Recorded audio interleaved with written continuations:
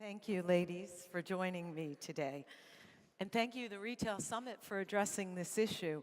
I think, first of all, we four had an opportunity to chat, and we really want this to be more conversational, sort of like a girls' club. Alia, maybe you want to tell us a little bit about your story and your perspective vis-a-vis gender diversity and how a woman in the Middle East, you achieved the success you've achieved. Thanks, Edie. Actually, my experience is more from Canada and America, and then it came into Dubai quite later in the years. And I personally, I think the reason I think this is a topic that might be a little bit dated now is because we're living in a completely different time. It's unprecedented. There's so many firsts in our generation and in this era that it's very hard to say that someone did something because of or lack of a type of gender. So I don't see any difference, and this is the honest truth, between my experience in the West versus my experience in the Middle East. I came over here and I built Islamic Fashion and Design Council to set up a platform to support and develop something in the Islamic economy that I felt was being overlooked. We have a huge global consumer market with modest fashion. So the platform was really developed to further the industry and the industry players. And you'll see next door we've got Pret A Cover Buyers Lane with 16 participants from all over the world. And the idea is to develop the brands, develop the providers, the suppliers, and even the government initiatives that we partner up with. And throughout this entire process, I would probably say that the way I sum up this whole gender observation that I've made is that I am indeed a woman, and I most definitely have my weaknesses, which should be expected. By that same token, my strengths came through my struggles. And if you have had struggles, irrespective of your gender, you too will find where your strengths are. And I think that's how we move forward.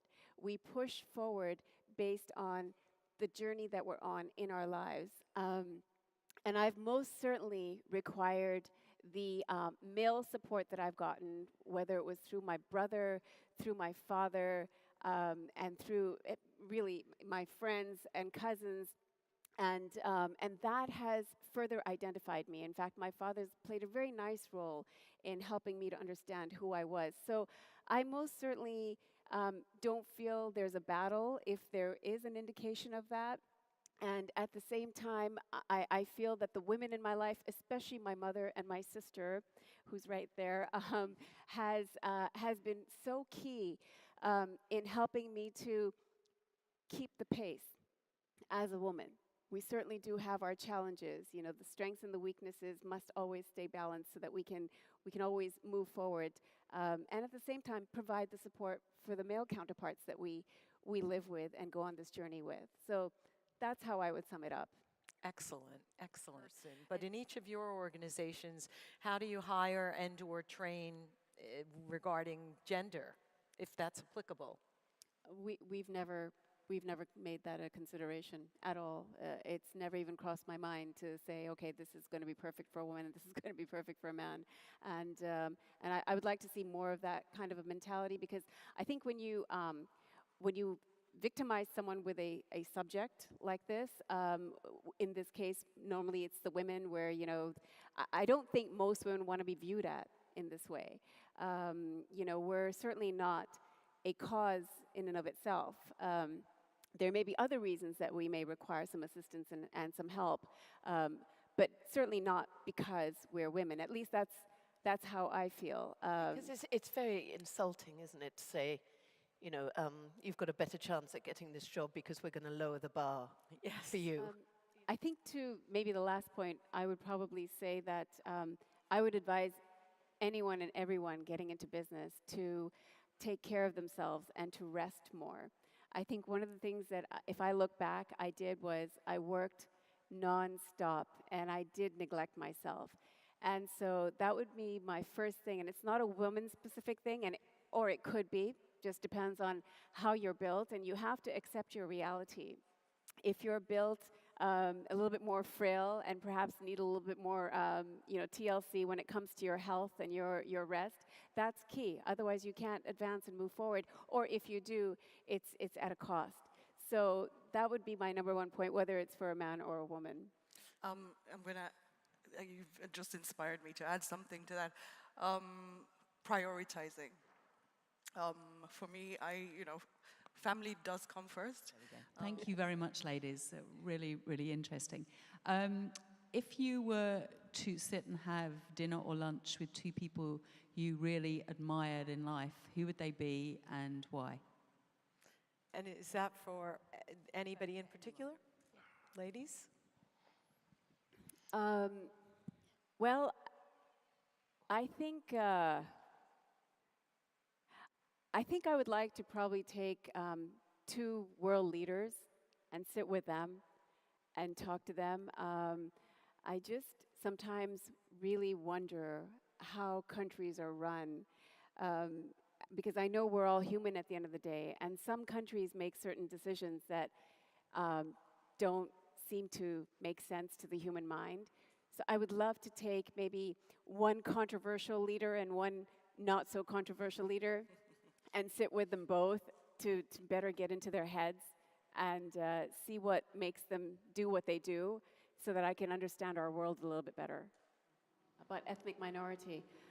So this is a hypothetical question about being an ethnic minority and struggling to get ahead. Female and an ethnic minority. I mean, again, I guess it's a mindset. I suppose I was viewed as an ethnic minority, although I never saw it that way. But in America, I was an ethnic minority, and I never allowed that to enter my mind. And I don't know if that just means, I'm maybe lucky and I didn't have the struggles, because I'm sure certain female ethnic minorities may have very legitimate reasons to feel that, they were discriminated against, and I hope not. But I think, again, you kind of have to own it. You just have to walk through that door, and you've got to own it, and you've just got to be the queen that you're meant to be. No matter what you do in life, you're a queen, and that's how you have to see yourself. My name is Tariq. I'm from Hijab House. Hi, Alia. My question is, can you guys hear me? What advice would you give to a man to be a better version of himself in the workplace?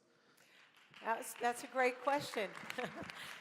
So, and is the question specifically for me? In the workplace. Oh, for anybody. I'm sorry. Please, ladies, it's your panel. Go for We it. can't hear as well. So his question was, what advice will you give to a man to be a better team member in the workplace? So, I read that you have to ask a man three times if you want something done. So the first time you ask, he might think it's just a sort of a passing whim. And then the second time, he'll sort of think, oh, maybe she means it. And then the third time, register it. So if that is true, then maybe one please just go with it the first time.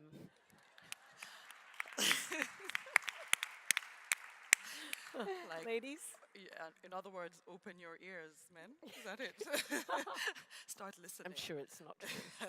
Susie or Alia, anything to add to that question? No, that's perfect. I mean, I think a woman wants the same thing all around in all her relationships, which is just some sensitivity, tenderness, kindness, gentleness. And so if you can give that to a woman, she's going to think you're the best, no matter what role you're playing in her life. But I'm not going to ask a question. I listen to your stories, and it amazes me how much you have been able to do, and it makes me very proud, and I want to thank you and to encourage you to continue to be the best example for ladies and for gentlemen who are looking at you, because it really deserves lots of pride and respect what you have done and what you are doing. So thank you very much, and continue that way. Thank you. Thank you. Thank you for your lovely comment. Well, on behalf of the Retail Summit, it has truly been my pleasure to moderate this esteemed panel of 3 fabulous women. They just happen to be women, the 3 successful business people. And I hope that you'll take inspiration from each of their stories, and whatever you set your mind to, you can achieve those goals. So thank you all for joining us, and thank you, ladies. Thank Enjoy the you. last bit of the conference.